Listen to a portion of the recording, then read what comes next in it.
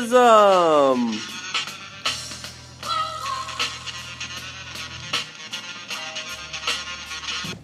Federalism, the division of power between the national and state governments.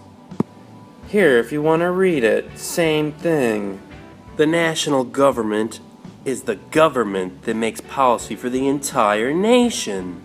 The national government has enumerated powers. We also have state governments. There's 50 of them right now. The state governments have reserve powers. Reserve powers come from the 10th Amendment. The entire 10th Amendment is the powers not delegated to the United States by the Constitution nor prohibited by it to the states are reserved to the states respectively or the people. Powers that the national and state governments both possess are called concurrent powers. Let's look at some examples of enumerated, concurrent, and reserve powers. Coining money is an enumerated power. Declaring war is an enumerated power. Conducting elections is a reserved power.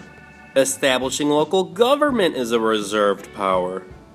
Creating taxes is a concurrent power. Setting up laws and court systems is a concurrent power.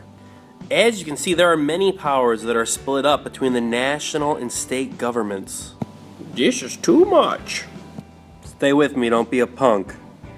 So this woman in New York and this man in Texas both have to follow the laws of the national government. But these two also have to follow different laws, the laws of the state governments. Federalism is so neato. Federalism leads to a diversification of policy across the states. There are different policies in the different states.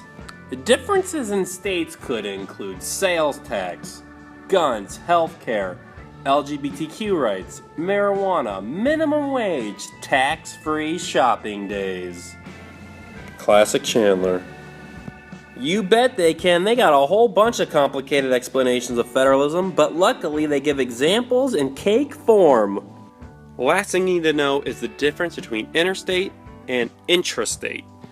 Interstate is the commerce or business activities between two or more states, while intrastate is the commerce within one state's border.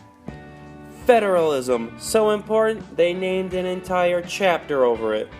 When I see you in 10 years, I'm going to ask you to define federalism, and you better be ready. Alright, pal?